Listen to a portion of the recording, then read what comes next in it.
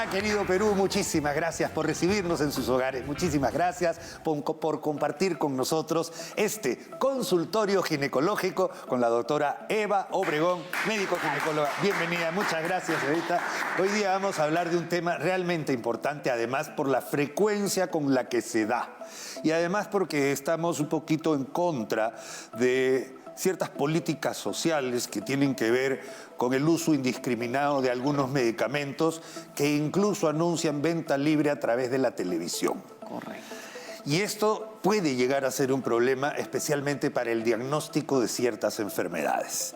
Nos referimos a la candidiasis. Está de moda ahorita, además, hablar de la candidiasis. En este caso, hablamos de la candidiasis vaginal, una enfermedad por hongos, no un parásito como lo dice un programa de televisión, sino son hongos que están con nosotros, conviven con nosotros. Pero cuando nuestro sistema inmunológico decae o cambia la microbiota o también llamada flora bacteriana, estos honguitos proliferan y afectan distintas partes de nuestro organismo, generalmente, casi siempre, relacionadas a las mucosas. Este tejido que es bien húmedo, bien mojadito. Pero hay una afección ginecológica llamada candidiasis vaginal. Bienvenida, doctora Eva Obregón. La candidiasis es una enfermedad muy frecuente. Realmente hablamos de millones de pacientes de todo el mundo y sabemos que más o menos el 60% de la consulta médica son infecciones vaginales y de ahí el gran grupo son cándidas. Y el otro tema es que la candidiasis desgraciadamente no tiene edad. Lo puede tener la niña, la bebé, lo puede tener las mujeres en edad fértil, lo pueden tener las posmenopáusicas y cada una va a tener una causa probablemente diferente. Un punto importante que has tocado es el ecosistema y para eso quisiera mostrarles esto. Esta es la vagina de la mujer. Esta es la vagina de la mujer. Y en la vagina de la mujer, a pesar de que solamente parece un canal, vive un ecosistema perfecto, en el cual viven bacterias buenas, viven también unas bacterias buenas que se llaman oportunistas, y unas bacterias que se llaman lactobacilos, que son como nuestros soldaditos. Nos protegen de las infecciones. Y le dan un acidez, un pH especial, ¿no es cierto? Que nos protege. Ácido que protege. Correcto. Y también viven hongos, pero poquitos y están mantenidos a la raya. Pero cuando hay problemas, como por ejemplo, uso indiscriminado de antibióticos, ¿no? Va Juanita Pérez y está con un resfriado que es viral y necesita antibióticos, va a la farmacia, compra un antibiótico, barre con toda su flora y los hongos y dice, yupi, este es el momento, acá comienza a crecer, ¿no? Ese es un caso típico. Otro caso típico, generalmente el verano. La paciente se va a la playa, está con la ropa húmeda todo el tiempo y el hongo que le gusta, la oscuridad y la humedad. Es magnífico, si no, la gente que vive, por ejemplo, cerca al mar, abre sus closets. Abre sus closets, está con modo generalizado, ¿no es cierto? Igualito, la vagina igualito. La paciente posmenopáusica, ¿por qué? Porque ocurre que en la posmenopáusica nuestros estrógenos bajan y el estrógeno, digamos, ayuda a que las bacterias buenas crezcan y como no hay eso, van reduciendo los soldados y la defensa, o sea, la mucosa se hace delgadita y frágil y los malos comienzan a aumentar. Exceso de lavado, doctora. Otra de las cosas, por ejemplo, que está de moda también salir en la televisión a decir, este es el mejor jabón para lavarse íntimamente. Y eso es un error, doctora. Eso es un error. Y sobre todo si hacen los famosos lavados internos. Eso está proscrito, está prohibido. La vagina ya creó, la naturaleza ha creado un mecanismo perfecto por el cual las sustancias que tienen que caer van a caer de manera natural. Si nosotros, entre comillas, lavamos internamente la vagina, lo que vamos a ocasionar es que las bacterias buenas se mueren, nuestro pH se altera y los malos aprovechan y proliferan. De acuerdo. Tiene que ver hasta la alimentación, doctora. Eso hasta la alimentación. Y el uso de probióticos ayuda. Y también lo contrario. Por ejemplo, las pacientes que son chatarreras, que comen puros azúcares y dulces y encima tienen propensión a resistencia a la insulina o diabetes, hacen que tengan más probabilidad de hongos. Claro. También importante el uso de tampones. Les acabo de decir que la naturaleza ha creado un mecanismo ya perfecto por el cual las cosas tienen que fluir hacia afuera. Si nosotros ponemos un tampón y sobre todo muchas horas y esos maxi con olor y no sé qué, pues literalmente alteramos todo el ecosistema y vamos a tener temas de infecciones. Disminuye la capacidad defensiva de la mucosa, que es naturalmente ya adquirida, ya está ahí. Pero cuando esta mucosa se altera en su estructura, en su mecanismo de defensa, se producen síntomas. Y los síntomas son los siguientes, que los vamos a ver a través de nuestras pantallas. Adelante, señor director. Este es el síntoma principal: picazón e irritación, lo que lleva a veces a rascado. Correcto, ¿no? La paciente viene con un síntoma intenso de picazón, va a describir un flujo que parece queso cortado en pedacitos, ¿no? Como un cottage que le decimos nosotros. Va a sentir que toda está inflamado, lo siente hinchado, los genitales van a estar generalmente rojos y a veces no va a tolerar ni la ropa y hasta le va a poder arder al orinar y se le pueden hacer fisuritas, o sea, como pequeñas heriditas, y que realmente es un dolor muy intenso. Muy bien, nuestra siguiente síntoma es, adelante por favor, dolor o ardor al orinar, ya lo explicó doctora, porque obviamente está transgredida la mucosa, irritada, inflamada, es como echarle ají al labio, ¿de acuerdo? Eso no debe pasar. La siguiente, el sarpullido. Doctora, ¿qué le llama sarpullido? En realidad es que se pone toda roja la vulva y la paciente lo siente y es evidente, se ve. Y no lo tolera, no tolera la ropa interior. Pero lo más crítico es las pacientes que hacen esta infección de manera crónica y en ellas se ve ya lesiones que van a inclusive a hiperpigmentarse. Realmente, si usted tiene infección vaginal, el consejo más importante es vaya al médico, que se haga el diagnóstico y no se automedique, porque ese hongo o esa bacteria o lo que usted tenga de infección va a aprender a defenderse y luego cuando necesitemos un medicamento no vamos a tener que darle. Por eso estamos en contra de la indicación indiscriminada de estos famosos óvulos que se venden a libre albedrío. Lo ideal es incluso hasta tener un cultivo, doctora, ¿no es cierto? Correcto, esa es la manera correcta, ver un cultivo, ver si es una bacteria, ver si es un hongo. O mixto. Si es mixto, o de repente a veces no es infección, les cuento. A veces es que es una alteración de la flora, sobre todo en las pacientes posmenopáusicas o en las pacientes que han tenido multitratamientos o multiautotratamientos. De acuerdo. Y una característica principal es la forma del flujo, porque hay flujos de distinto color, de distinta textura, de distinto olor, y efectivamente, y eso es una pista. Pero eso no es el diagnóstico final, por eso uno debe ir a un especialista en caso tenga estas molestias. La candidiasis se combate. Felizmente tenemos buenos medicamentos, pero depende muchísimo también que usted acuda a su médico tratante. Ha sido la doctora Eva Obregón con nosotros en nuestro consultorio ginecológico. Amigos, tenemos un súper programa, no se vaya, regresamos enseguida. ¿Vale?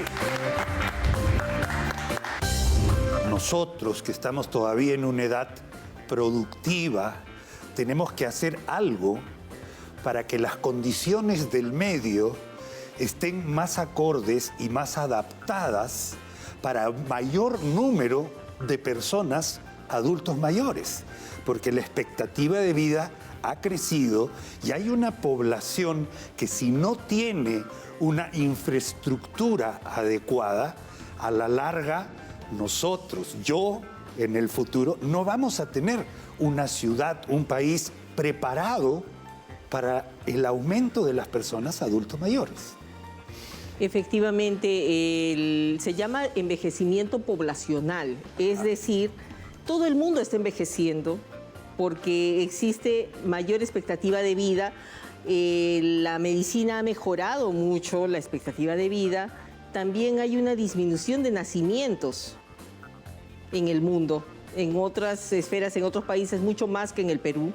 Y entonces hay un envejecimiento poblacional, ¿no? General, claro. General. Entonces ya desde hace algunas décadas ha habido reuniones mundiales para ver este problema. En otras latitudes ya está habiendo cambios como los que está sugiriendo de tener ambientes un poquito más saludables para las personas mayores, preparados para las personas mayores. Podemos agarrar un cerebro humano acá en nuestra mano, lo tenemos en la mano, y usted puede decir, ¿dónde están las tablas de multiplicar? Que yo me las sé desde chiquito, pero ¿dónde están? ¿Dónde está mi número de teléfono celular? ¿Dónde está el amor a mi pareja, el amor a mi mamá? ¿Dónde están las emociones? ¿Dónde están los sentimientos? Es tan complejo que seguimos estudiando la función cerebral. Lo que sí sabemos, más o menos, es para qué sirve cada zona del cerebro y cada zona dentro de la estructura, la arquitectura del cerebro y también dentro de la profundidad del cerebro. Sabemos más o menos cómo funciona. Bienvenidos amigos, muchísimas gracias. Hoy día vamos a hablar de algo que es súper importante y en medicina se utiliza mucho como protección del médico y por supuesto como protección para el paciente. Se trata de los protocolos. Las cosas se hacen como se tienen que hacer. Así como cuando un piloto va a hacer un avión y comienza a hacer motor, check, esto, check, esto, check, esto. Se cumplió con todas las normas. Uno puede acceder con tranquilidad a una cirugía. Este es nuestro consultorio con el cirujano plástico, nuestro buen amigo, el doctor César Calderón. Bienvenidos amigos, muchísimas gracias a ustedes y por supuesto muchísimas gracias a nuestro anfitrión el día de hoy, el doctor César Calderón, que nos ha tenido la gentileza de invitarnos a su consultorio, a la Clínica La Belleza. No es la primera vez que vengo, querido César, pero me he quedado sumamente impresionado del cariño, la atención tan especial, tan personalizada a las personas que vienen a atenderse por algo relacionado a la cirugía estética. Pero más llama la atención el hecho que nuestra forma de ver a los pacientes ha ido cambiando con el tiempo. Sobre todo después de la etapa de pandemia, porque muchas veces el primer acercamiento no es que yo voy a tu consultorio y ya, sino la gente ya un poco se ha acostumbrado a iniciar su conversación o a iniciar su contacto con el médico a través de una primera entrevista virtual. ¿Te ha sucedido eso? ¿Es más o menos así como se están manejando las consultas que vienen básicamente como rutinarias? Bueno, en primer lugar, gracias por haber venido. Gracias a ti por invitarnos, ¿no? Acá a mi centro, igual con todo el cariño. Esta es tu casa, igual que la de mis pacientes. Bueno, efectivamente, como decías tú, gracias a la pandemia, a pesar de todo este proceso que hemos pasado, muchas catástrofes, amistades, amigos que probablemente han fallecido, de algunos cercanos incluso de nosotros, pero sí nosotros, gracias a ello, también hemos podido mejorar nuestra atención y sobre todo hacerla un poco más eficiente, en tal sentido de que, por ejemplo, nosotros ahora hacemos primero la consulta virtual, de tal manera que a través de la consulta virtual ya nosotros despejamos las principales dudas de los pacientes. De todas maneras les hacemos la consulta presencial, pero en la consulta virtual muchos pacientes les queda claro y toman la decisión de continuar con nuestro proceso de atención o de repente desistir, porque quizá no les pareció el precio, de repente no acorde a sus posibilidades, o de repente no estuvieron muy contentos con la entrevista virtual. Entonces ya ellos no pasan a la segunda etapa, que es la consulta presencial. Nosotros luego en la consulta presencial, obviamente ya a esta época, de todas maneras, como este es un centro médico, vienen con su mascarilla, se les hace la consulta presencial, despejamos algunas dudas ya precisas y exactas. Ya no tomamos mucho tiempo porque como ya hicimos la consulta virtual primariamente, ya en la consulta presencial solamente nos vamos a detalles precisos, de tal manera que la consulta es mucho más eficiente en el sentido de que el paciente se ahorra mucho tiempo para tomar sus decisiones, ¿no? De acuerdo, César, y además sabes que esto también nos ha obligado a nosotros los médicos a respetar muchísimo el horario de atención. Y ya no se ven así esos consultorios completamente repletos, porque también se le advierte al paciente que su hora de consulta es determinada y hay que respetar los horarios de los demás pacientes que van llegando, y eso también nos ha enseñado la pandemia. Claro, nos ha ayudado bastante porque también ya con la consulta virtual nosotros podemos hacer una consulta virtual en la cual podemos despejar dudas, de tal manera que ya en la consulta presencial ya no tenemos las congestiones que teníamos antes y podemos respetar los horarios que en algún momento no podíamos manejarlos por la carga laboral. De acuerdo. O algún paciente quería o tenía la necesidad de repente conversar un poco más con nosotros y teníamos un paciente que nos estaba esperando. Entonces, un poco que se distorsionó. Pero gracias ahora a la consulta virtual hemos mejorado ese tipo de problemas inconvenientes y el paciente sale más satisfecho y un poco ya la consulta es más práctica. Además, la cirugía estética es la gran mayoría que viene para verse mejor, rejuvenecer o mejorar, de tal manera de que también la consulta es más práctica, ¿no? Porque nosotros hacemos procedimientos, hacemos cirugías. Quizá en las consultas de medicina en general o medicina interna o en la parte clínica sí ya ahí cambia de repente la cosa, pero nosotros como cirujanos y a los pacientes de cirugía estética nos ha facilitado mucho esto. De acuerdo, y además nada es tan urgente que no puede esperar un poquito, ¿no es cierto? O sea, porque es otro tipo de cirugía, es una cirugía que prácticamente no tiene urgencias como tal. Por supuesto, así de claro. Claro, urgencias como tal. Pero bueno, una vez que el paciente llega, se aclaran dudas, se conversa personalmente con el paciente se siente bien atendido, se le puede invitar un cafecito, se le puede atender como un cliente, así, ¿no? Como una persona a la cual tú le tienes que ofrecer lo mejor de tu centro y de tu gente. Y ahí comienza, señor, señora, desde el saludo, desde la educación, desde la forma como uno enfrenta y afronta un paciente nuevo. Claro. Es fundamental. Eso es fundamental. Pero sin olvidar que lo más importante, el paciente más se concentra en el médico. Es importante, el paciente que enfrenta a su médico, a veces lo quiere ver, le quiere percibir. Presencial y personalmente, quién lo va a operar. Entonces, eso es muy importante. Entonces, por eso muchos de nuestros pacientes nos solicitan la consulta presencial para vernos y, obviamente, a ver esa interacción que le va a permitir tomar la decisión final. César, a mí me gusta mucho este tema porque, mira, a diferencia de los cirujanos plásticos, con nosotros los cirujanos generales que estamos de guardia en las clínicas, yo le digo, señora, tiene un apéndice, si no se opera se muere. ¿No? O sea, y la verdad es que no hay mucho chance de esto y la verdad es como trabajas dentro de una institución, en guardias y esas cosas, cambia un poco la filosofía o la forma de trabajar. Y acá es diferente, pero acá el paciente se tiene que sentir acogido y en confianza. Y esa confianza se basa fundamentalmente en la relación que tú puedas hacer con tu paciente. Y eso es básico. Y eso es básico. Bueno, y finalmente lo que decide, finalmente el objetivo final es el resultado, ¿no? Y nosotros también estamos en capacitaciones constantes para que nuestros resultados cada día sean mejor y los pacientes estén mucho más satisfechos que antes, de tal manera que... Porque hay un tema de expectativa. Claro, hay un tema de expectativa que es bastante importante, que nosotros también ya en la consulta presencial les hablamos sobre ese tema, ¿no? Pues yo soy bastante sincero con mis pacientes en el sentido de que yo les puedo dar las expectativas, porque por ejemplo, gran parte de nuestras cirugías son cirugías faciales y dentro de las cirugías faciales hacemos bastantes rinoplastías. Dentro de las rinoplastías hay pacientes que tienen piel bastante gruesa, entonces los retos son mayores.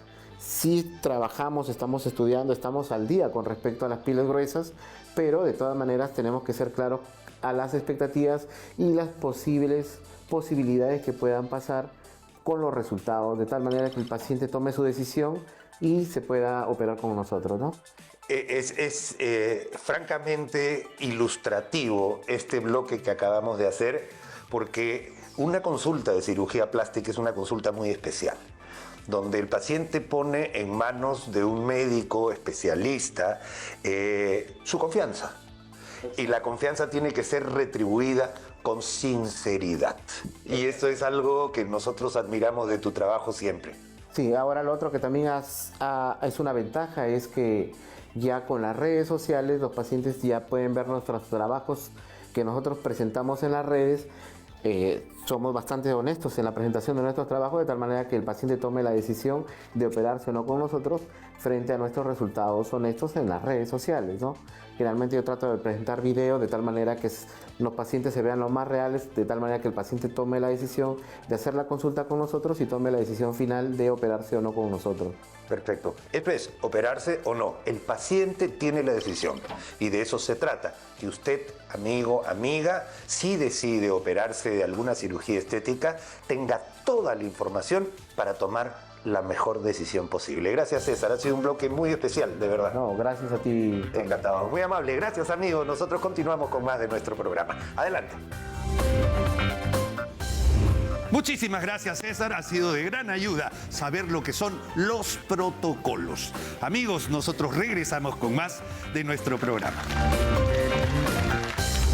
Nosotros, que estamos todavía en una edad productiva, tenemos que hacer algo para que las condiciones del medio estén más acordes y más adaptadas para mayor número de personas adultos mayores, porque la expectativa de vida ha crecido y hay una población que, si no tiene una infraestructura adecuada, a la larga nosotros, yo en el futuro, no vamos a tener una ciudad, un país preparado para el aumento de las personas adultos mayores. Efectivamente, se llama envejecimiento poblacional, es decir, todo el mundo está envejeciendo porque existe mayor expectativa de vida, la medicina ha mejorado mucho la expectativa de vida, también hay una disminución de nacimientos en el mundo, en otras esferas, en otros países, mucho más que en el Perú. Y entonces hay un envejecimiento poblacional, ¿no? General, claro. General. Entonces ya desde hace algunas décadas ha habido reuniones mundiales para ver este problema. En otras latitudes ya está habiendo cambios como los que está sugiriendo de tener ambientes un poquito más saludables para las personas mayores, preparados para las personas mayores. Podemos agarrar un cerebro humano acá en nuestra mano, lo tenemos en la mano. Y usted puede decir, ¿dónde están las tablas de multiplicar? Que yo me las sé desde chiquito, pero ¿dónde están? ¿Dónde está mi número de teléfono celular? ¿Dónde está el amor a mi pareja, el amor a mi mamá? ¿Dónde están las emociones? ¿Dónde están los sentimientos? Es tan complejo que seguimos estudiando la función cerebral. Lo que sí sabemos, más o menos, es para qué sirve cada zona del cerebro y cada zona dentro de la estructura, la arquitectura del cerebro y también dentro de la profundidad del cerebro. Sabemos más o menos cómo funciona.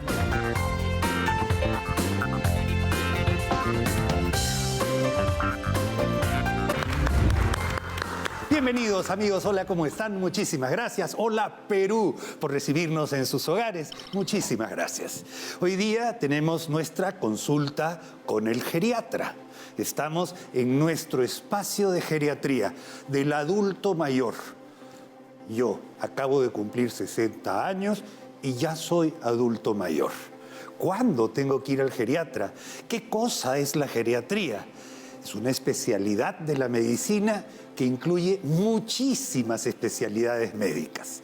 Así como la pediatría ve niños, la geriatría ve el desarrollo del ser humano en una etapa muy especial de la vida, cuando además de la experiencia, también es muy probable que se tengan algunas dolencias físicas, psíquicas, mentales, producto de la edad. El día de hoy estamos muy bien acompañados con la doctora Soledad Pérez, médico geriatra, y venimos y queremos darle un homenaje muy especial, darnos un homenaje muy especial, porque hoy martes 1 de octubre es Día Mundial del Adulto Mayor. Bienvenida, doctora. Muchísimas gracias por estar con nosotros.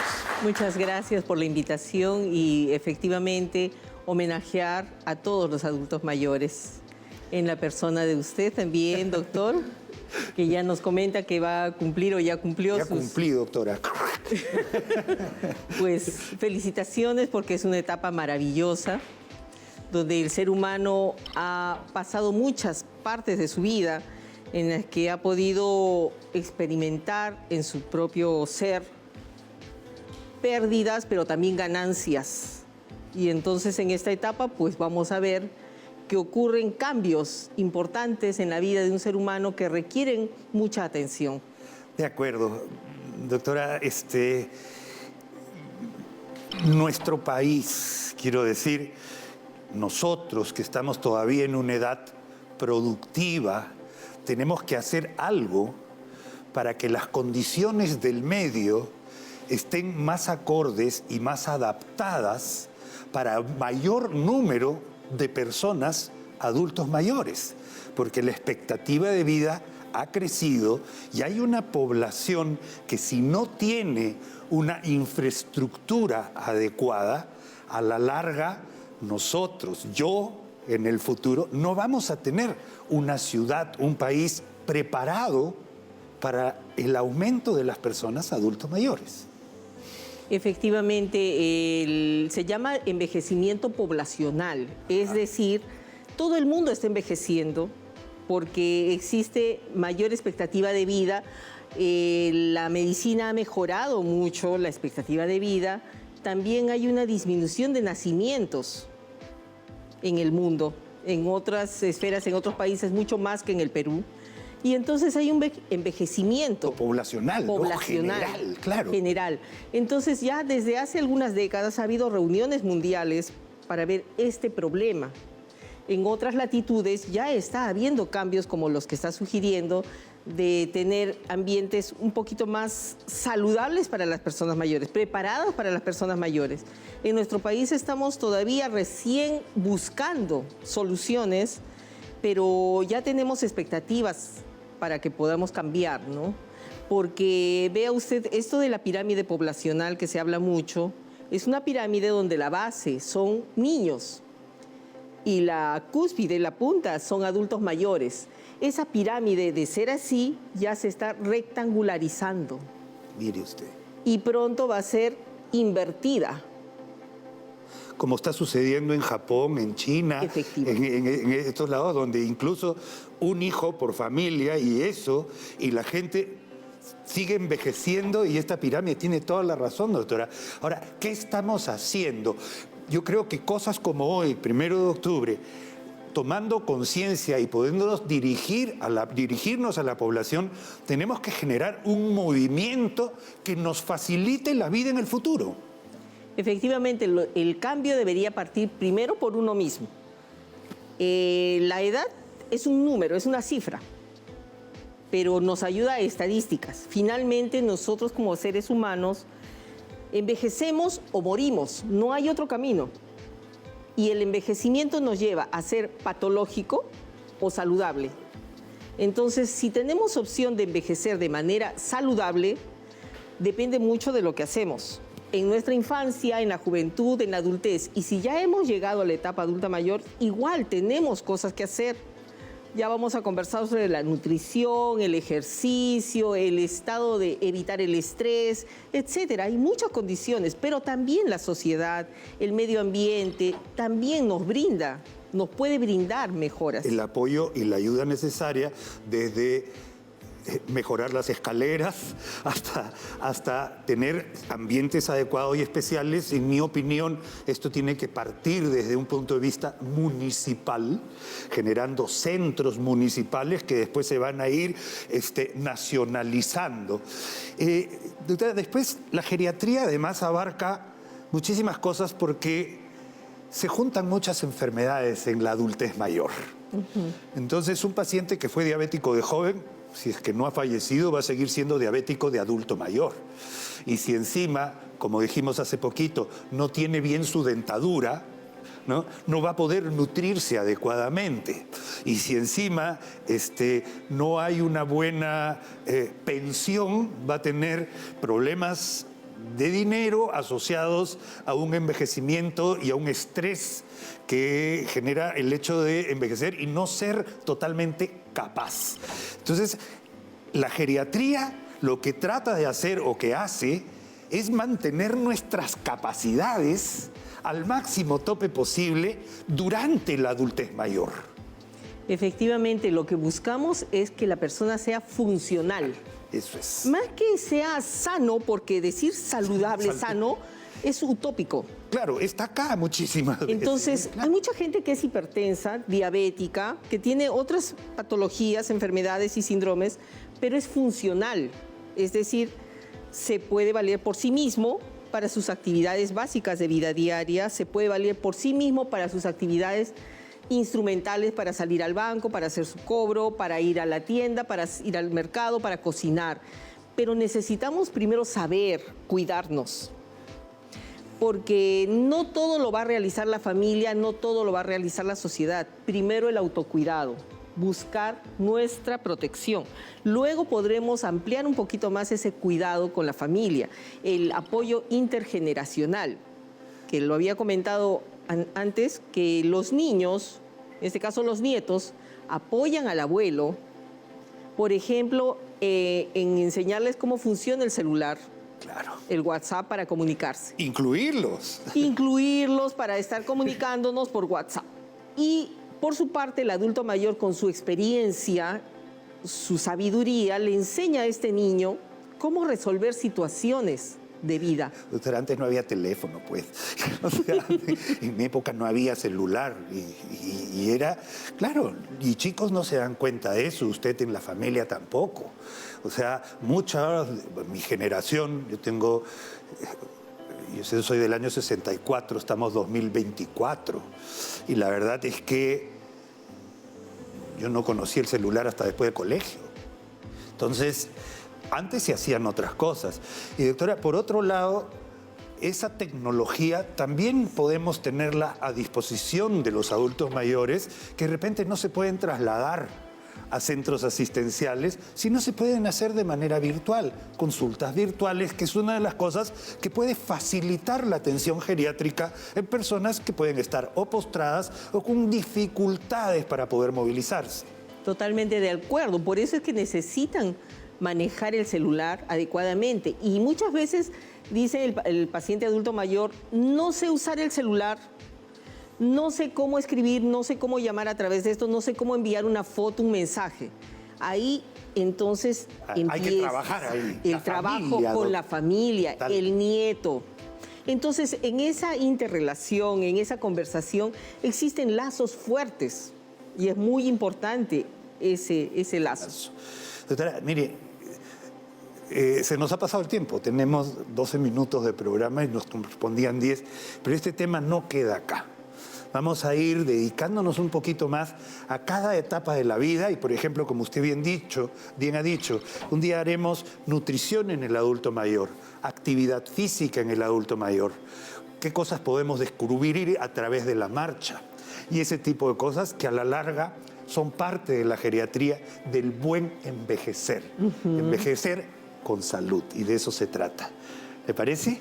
Totalmente de acuerdo. Muchísimas gracias a la doctora Soledad Pérez, muchísimas gracias a ustedes, queridos amigos. Este es un tema apasionante, lo digo porque nos toca a nuestra generación prepararnos para el futuro y de eso se trata.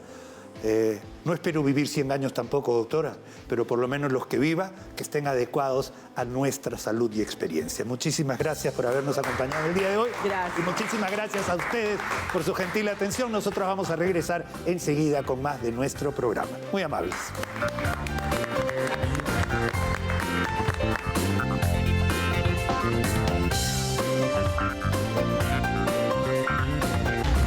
Hola amigos, ¿qué tal? Bienvenidos. Muchísimas gracias. Estamos en nuestro espacio donde tratamos de aprender un poquito de la anatomía. Hemos prácticamente desarrollado ya casi todos los aparatos y sistemas de nuestro cuerpo. Hoy día vamos a tratar de iniciar un bloque especial para los órganos.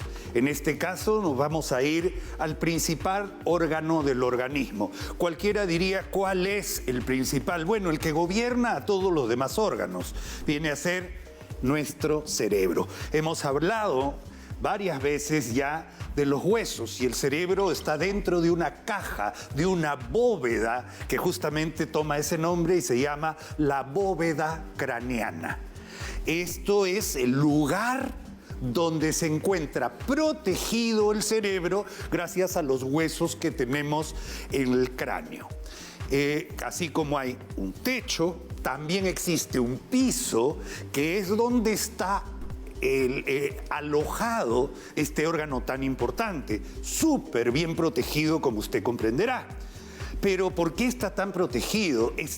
Porque nuestro cerebro gobierna todo. Existen algunas enfermedades muy puntuales y la mayoría tienen que ver con la irrigación, la vascularidad del cerebro. Entonces, una lesión, un infarto cerebral o una hemorragia cerebral o un traumatismo cerebral puede afectar a ciertas zonas del cerebro. Y eso puede producir varias cosas diferentes dependiendo de la localización exacta dentro del cerebro donde está la lesión. Y usted puede haber visto cómo camina en la calle algunas personas que han tenido un accidente cerebrovascular. Por ejemplo, un infarto cerebral o una pequeña hemorragia cerebral en cierta zona del cerebro. Y hay personas que caminan, usted ha visto, una manito así y arrastran el pie. ¿De acuerdo? ¿Por qué? ¿Por qué sucede esto? Tiene la marcha del segador, le dicen. Y porque medio lado del cuerpo ha perdido la fuerza. ¿Por qué? Porque algo en el cerebro, en esa zona del cerebro, le ha paralizado medio cuerpo o ciertas zonas de medio cuerpo. Lo mismo puede suceder con otra zona del cerebro en el cual se ha lesionado y el paciente comienza a tener caída del labio, caída del ojo, caída del cachete, incluso un poquito la mano que no la puede mover. ¿Por qué? Porque se ha afectado una parte que gobierna esos movimientos. Y en un infarto cerebral, al no recibir este tipo de irrigación, se daña y esa parte del cerebro deja de funcionar porque se ha muerto. Vamos a tratar de explicar este maravilloso órgano porque es realmente insuperable, tanto que nosotros, como lo he dicho varias veces, podemos agarrar un cerebro humano acá en nuestra mano, lo tenemos en la mano, y usted puede decir, ¿dónde están las tablas de multiplicar? Que yo me las sé desde chiquito, pero ¿dónde están? ¿Dónde está mi número de teléfono celular? ¿Dónde está el amor a mi pareja, el amor a mi mamá? ¿Dónde están las emociones? ¿Dónde están los sentimientos? Es tan complejo que seguimos estudiando la función cerebral. Lo que sí sabemos, más o menos, es para qué sirve cada zona del cerebro y cada zona dentro de la estructura, la arquitectura del cerebro y también dentro de la profundidad del cerebro. Sabemos más o menos cómo funciona. Inicialmente podemos decir que las partes del cerebro por fuera llevan el mismo nombre de los huesos. La región frontal, la región parietal, la región temporal. ¿De acuerdo? Entonces, eso más o menos ya está claro. Lóbulo frontal, lóbulo parietal, lóbulo occipital acá atrás y el lóbulo temporal. Más o menos esto está dividido y los colores más o menos demuestran. Entonces ya se sabe que si es que hay una lesión por acá, va a producir ciertos efectos. Si hay una lesión por acá, va a producir ciertos efectos. Por acá, otros efectos. Entonces, ¿cómo podemos explicar esto? ¿Qué es el cerebro? Uy, que es dificilísimo de explicar. Pero para entenderlo mejor, vamos a ver una zona de cómo funciona, porque es difícil de explicar. Las células, la parte más chiquita del cerebro, se llaman neuronas, ¿de acuerdo? Y estas neuronas tienen la forma de una estrellita con una cola, como si fuera un cometa. Y eso es la base fundamental de las células del cerebro. Pero ustedes saben que no están unidas así, sino están separaditas por un pequeño espacio, donde se pasa energía química, neurotransmisores se les llama. Y hay una célula que manda el influjo de sustancias y hay una célula que recepciona el influjo de estas mismas sustancias.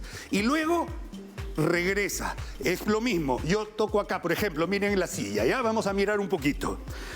Imagínense que esto está caliente. Yo le digo a mi brazo que toque acá. Uy, siento que está caliente y regresa la respuesta. Saca la mano y la saco. ¿Por qué? Porque hay este influjo de sustancias. Es bien complicado porque es energía química que se convierte en energía eléctrica. Vamos a ver cómo funciona a través de una animación. Adelante, señor director, veamos. Esto es increíble porque es ciencia de Dios, así lo llamo yo. Tenemos el cerebro, la médula espinal que lleva los mismos. Esta es una neurona, les digo que es una estrellita, una célula. Y esta es la colita. Por acá viene el influjo nervioso, así se llama. Y este influjo nervioso va a llegar a donde es recepcionado por otra célula nerviosa. Ahí está, mire, la otra célula. Pero no están unidas, están separadas por un espacio que se llama el espacio sináptico, la unión. ¿Qué sucede acá? Energía química que va. Energía química que le pide, sigue avanzando y hay una respuesta. Adelante, por favor. Seguimos. Y esa respuesta va de regreso para producir una reacción. Está llegando el influjo y luego esto va al revés. 1, 2, 3 y comienza a pasar mayor cantidad, en este caso, se juntan. Todas las células comienzan a pasar este influjo nervioso y ahí es donde se producen esas reacciones eléctricas, donde hay un mecanismo de acción y otro mecanismo de reacción. Ahora, para entender eso, el ser humano, los médicos, han tratado de hacer un dibujo para decir qué partes del cerebro accionan qué. Y es complicado porque esto nos obligaron a estudiar en la universidad y esto se llama el homúnculo. El homúnculo, así se llama. Y resulta que el cerebro tiene efectivamente dos partes. El hemisferio izquierdo y el hemisferio derecho. Entonces se divide en dos, unidos por una estructura que junta los dos hemisferios. Se llama el cuerpo calloso, a la mitad. Pero como el lado izquierdo tiene un hemisferio y el lado derecho tiene otro hemisferio, se producen cosas que lo que sucede en el lado izquierdo no necesariamente puede suceder en el lado derecho. ¿Qué sucede, por ejemplo, si se lesiona acá, una región acá, en el hemisferio izquierdo? Bueno, va a afectar la sensación y la motricidad de la mano, de la muñeca, del codo, del brazo, de la rodilla o del pie. Ese es un dibujito que se ha hecho para tratar de explicar, para que los neurocirujanos sepan más o menos que dependiendo de dónde es una lesión en el cerebro, va a producir cierto efecto, cierto síntoma que va a hacer que el paciente tenga una convalecencia o una consecuencia.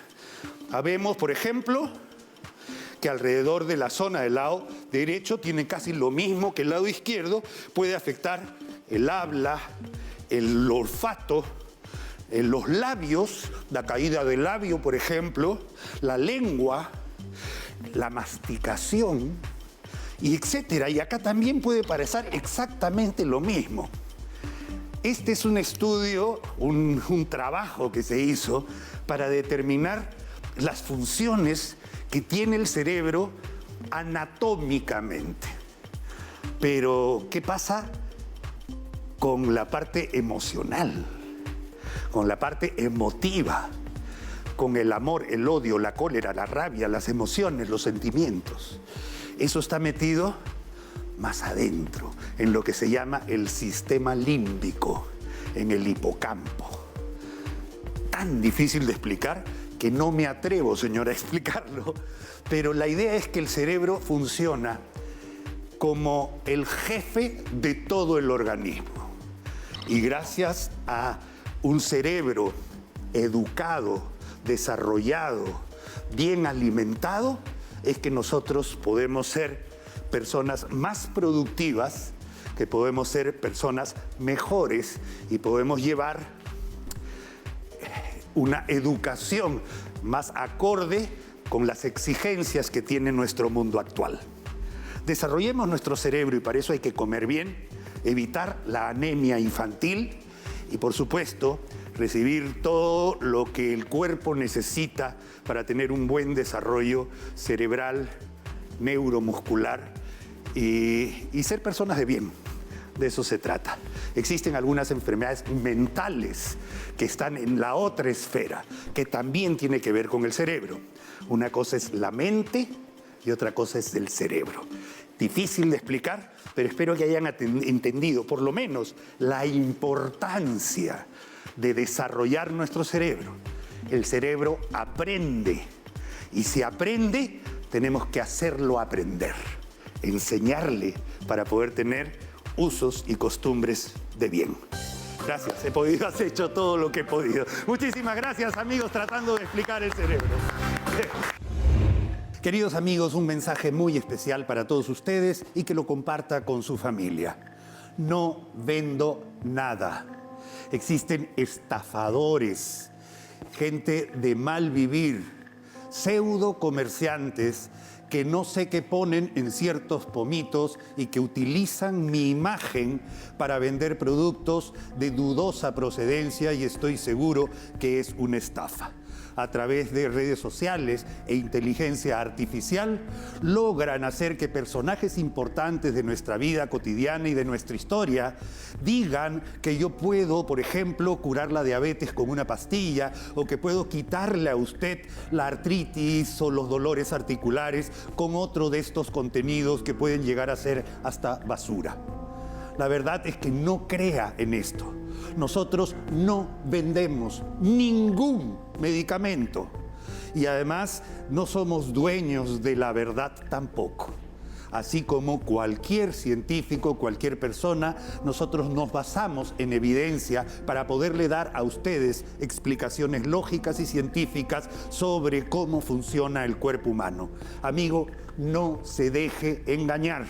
Y esto lo mismo lo digo para algunas personas que están yendo especialmente al consultorio pidiendo que por favor les venda la pastillita mágica. Eso no existe. No se deje estafar. Nosotros nos vamos a despedir el día de hoy. Muchísimas gracias, queridos amigos, por habernos acompañado. Si les gustó el programa de hoy, el día de mañana va a ser mucho mejor.